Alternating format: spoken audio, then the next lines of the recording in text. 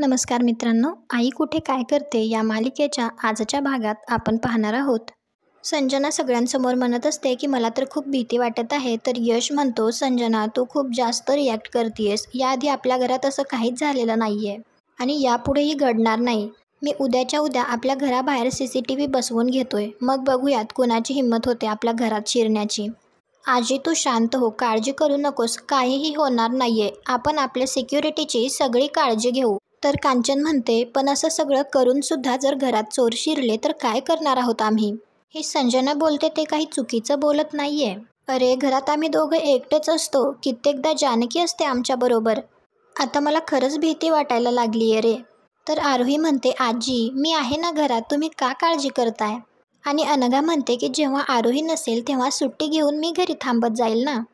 तर संजना लगेच उठून म्हणायला लागते, कोण समजता तुम्ही स्वतःला? तो चोर जर परत सुरा घेऊन घरात शिरला तर तुम्ही फाईट करू शकणार आहात? आणि त्यात तर तू प्रेग्नेंट आहेस, तू काय करणार? जरा लॉजिक ठेवून बोला ना. आत्ता या घरात राहणं खूप डेंजरस आहे, ही फॅक्ट आहे. आल्या मोठ्या आम्ही आहोत असं म्हणतच संजना तेथून निघून जाते. दुसरीकडे सुलेखाताई अरुंधतीला म्हणत असतात, केवढी मोठी संधी मिळाली होती तुला आणि रेस्टॉरंटमध्ये जे काही झालं त्यात तुझी काहीच चूक नव्हती, मग तू पार्टनरशिप का सोडली?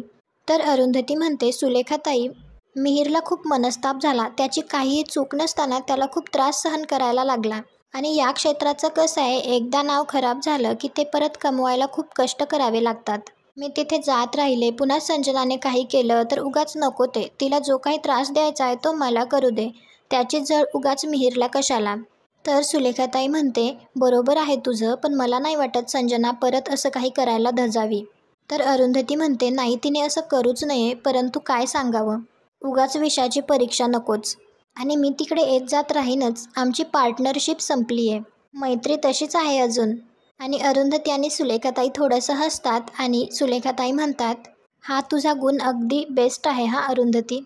म्हणजे का एकदा कोणाशी मैत्री झाली की ते नातं तू अगदी आयुष्यभर जपतेस. बरं आता रेस्टॉरंटची जबाबदारी नाही आहे म्हटल्यानंतर तू गाण्याचे क्लासेस परत सुरू करणार ना? तर अरुंधती म्हणते, हो गाणं आता अगदी जोमाने करणार. खरं सांगू का सुलेखाताई, मला सुद्धा ही रोजची जबाबदारी नकोच वाटते. रेस्टॉरंटमध्ये जायचं म्हणजे रोज टेन्शन यायचं मला. गाण्याचं तसं नाही आहे, गाण्यातनं निर्मळ आनंद मिळतो.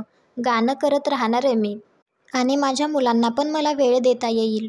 तेवढ्यातच नितीन तेथे येतो आणि तो अरुंधतीला म्हणतो, तुझं आणि अनिशचं काही बोलणं झालं का? तर सुलेखाताई लगेच नितीनला म्हणते, अरे काय हे, तू आल्यानंतर काही हाय हॅलो करशील की नाही?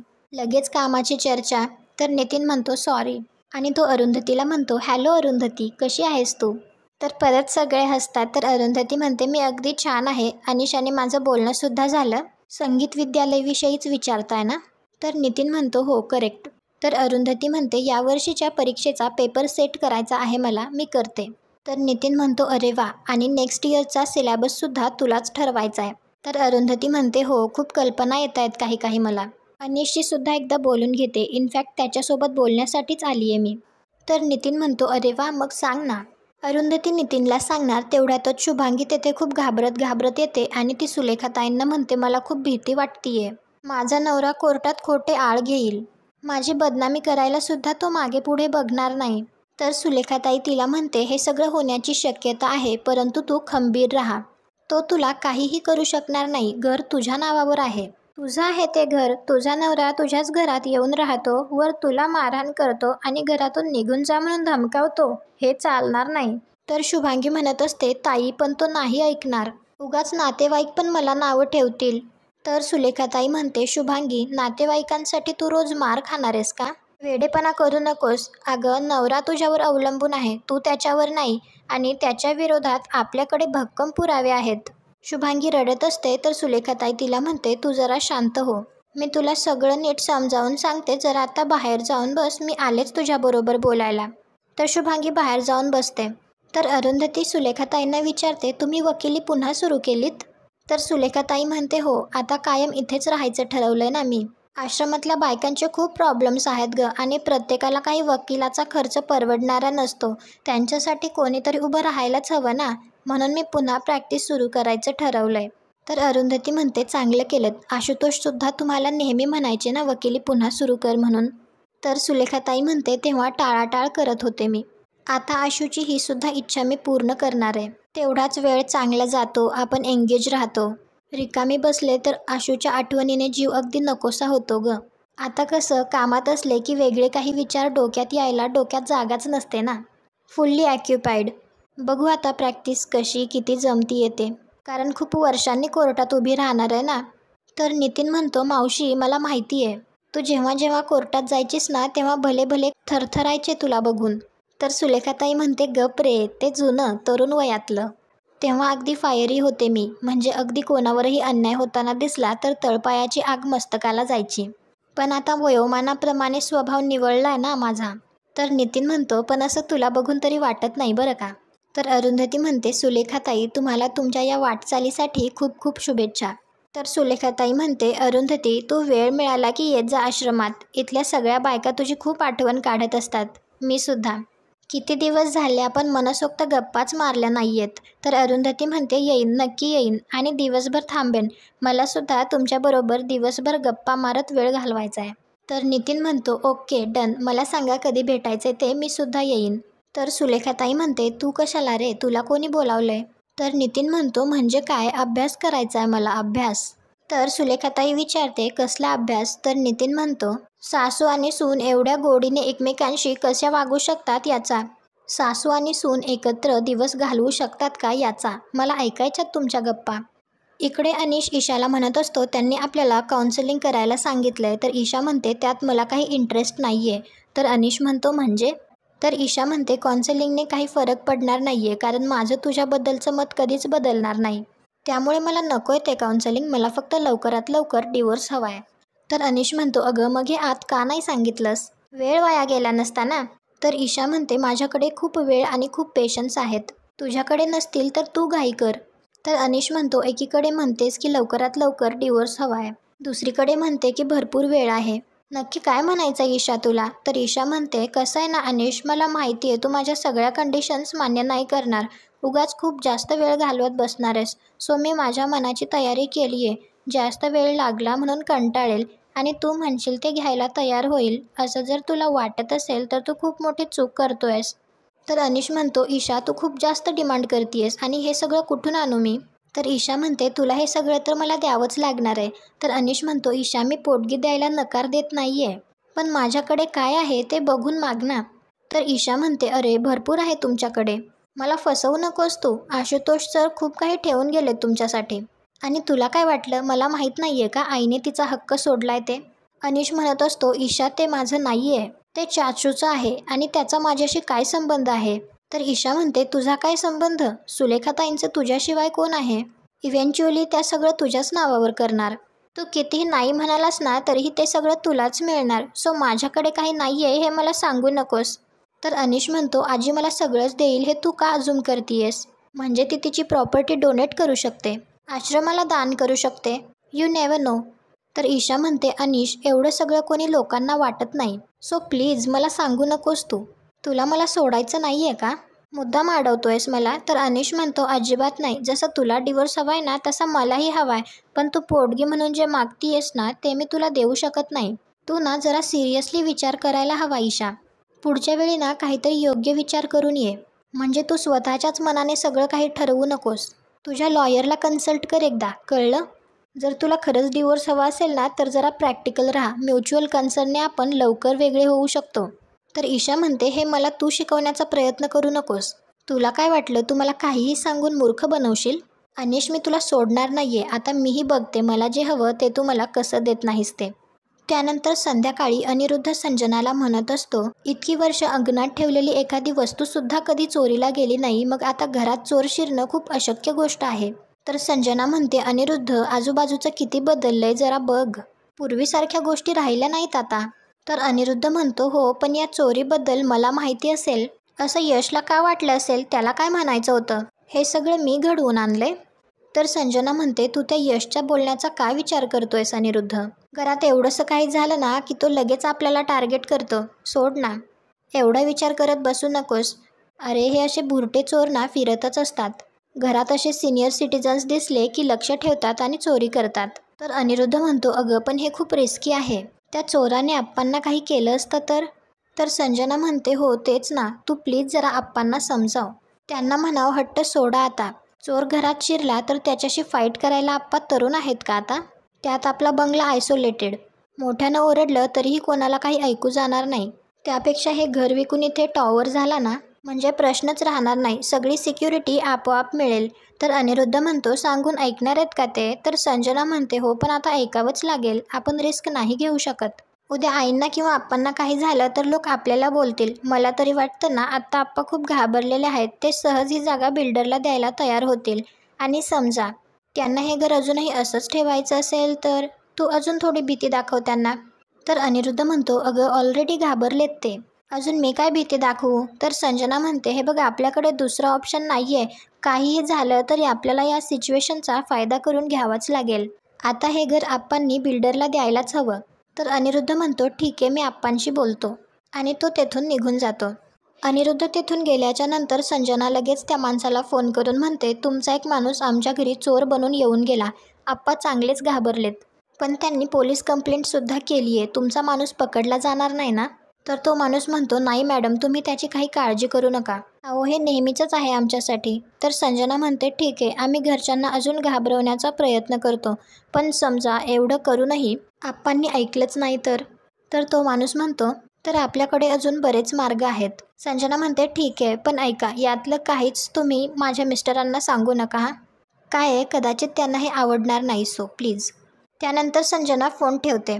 दुसरीकडे नितीन सुलेखाताईला म्हणत असतो बरं मावशी तू उद्या कोर्टात जाणार आहेस ना? शुभांगीची केस आहे. तिचा नवरा खूप डेंजरस आहे. तर सुलेखाताई म्हणते असू दे रे असे खूप जण बघितलेत मी. पण आपण हे सगळं कायद्याच्या चौकटीत राहून करतोय मग आपण कशाला कोणाला घाबरायचं? तर नितीन म्हणतो घाबरायचं नाही कोणाला परंतु तरीही मावशी मी उद्या येणार आहे तुझ्यासोबत. तर सुलेखाताई म्हणते अरे नितीन खरंच त्याची काही गरज नाही. हे तुला तुझी कामं नाही आहेत का? अशा अनेक लोकांना हँडल केलंय मी. मला सवय आहे अशा लोकांना हँडल करण्याची. तर नितीन म्हणतो सवय होती मावशी पण आता नाही आहे. मला सांग किती वर्षाने तू कोर्टात उभी राहणार आहेस आठवून बघ. आणि तेव्हाची गोष्ट वेगळी होती. तू तरुण होतीस. शिवाय काकासुद्धा तुझ्याबरोबर नेहमी असायचे तिथे.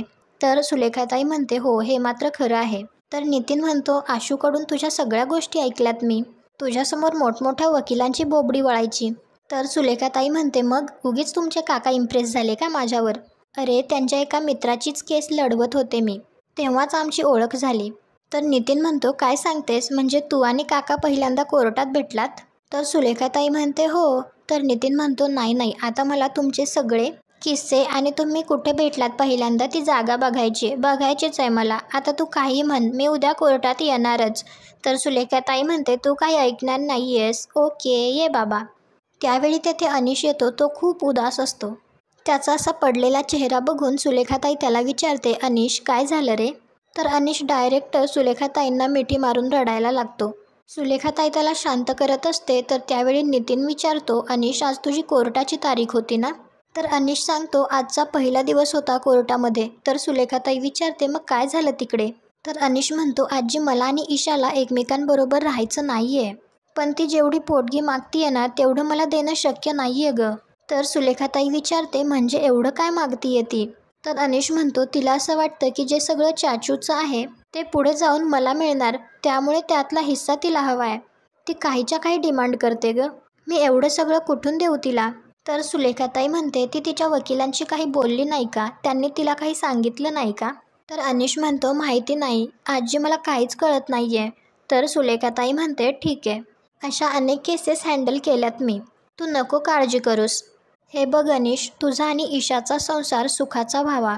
तुमचा संसार मोडू नये असं खूप वाटत होतं रे मला. पण ईशाला संसार करायचाच नाही आहे. त्याला आपण तरी काय करणार? मला फार वाईट वाटतं या गोष्टीचं की तिचं तुझ्यावर खरं प्रेम नव्हतं रे. तिला फक्त आशूची संपत्ती दिसत होती. तू ती नाकारल्यानंतर ती सोडून गेली तुला.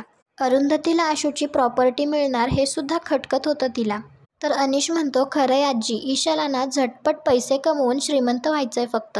खूप स्वार्थी मुलगी आहे ती. अरुंधती मॅम तिच्या आई असताना सुद्धा त्यांचा तिरस्कार करते ती. अरुंधती मॅमकडून किंवा माझ्याकडून जर तिला पैसे मिळाले असते ना तर ती प्रेमाने राहिली असती. माझ्याकडे काहीच नाही म्हटल्यानंतर लगेच सोडून गेली मला. तर नितीन म्हणतो हो ना ईशाची ही गोष्ट किती वाईट आहे. पैसा मिळवण्यासाठी ती कुठल्याही थराला जाऊ शकते. तर अनिश म्हणतो, आजी तिची जर जेन्युइन गरज असती ना तर मी तिला दिले असते पैसे आणि तो पैसा मी कुठूनही उभा केला असता. पण तिला सगळा पैसा घेऊन तो उडवायचा आहे. तिला आज किती पैसा मिळाला ना आजी तरी तो सगळा उडवेल आणि दुसऱ्या दिवशी पुन्हा कोणासमोर तरी हात पसरून उभी राहील. मला हे होऊ द्यायचं नाही आजी. चाचूच्या कष्टाची कमाई मला ईशासारख्या मुलीच्या हाती लागू द्यायची नाहीये. तिला हवं तर कष्ट करून पैसा कमवू देत आणि मग हवं तेवढं उडवू देत. पण आयतं काहीही मी तिला मिळू देणार नाहीये आजी. तर सुलेखाताई म्हणते, बरोबर आहे तुझं अनिश. ईशाला फक्त पैशाशी मतलब आहे. पण तू तिला काहीही देणार नाहीस. काय करायचं ते मी बघते, तू काळजी करू नकोस. त्यानंतर रात्री गाढ झोपेत असताना अरुंधतीला स्वप्न पडतं की आई आप्पा खूप जखमी आहेत आणि ती रडत असते, ओरडत असते. त्यावेळी अचानक तिला जाग येते. तर अरुंधतीच्या ओरडण्याच्या आवाजामुळे यश लगेच तिच्याजवळ येतो आणि तिला विचारतो, आई काय झालं? अरुंधती खूप घाबरलेली असते. तर यश म्हणतो, आई केवढ्या मोठ्याने किंचाळलीस? तू काही वाईट स्वप्न वगैरे बघितलंस का? तर अरुंधती म्हणते, हो स्वप्नच होतं ते यश. तर यश म्हणतो, केवढी घाबरलीस तू आई? काय बघितलंस तू स्वप्नात? तर अरुंधती म्हणते, यश मला आई आप्पांची खूप काळजी वाटायला लागली आहे रे.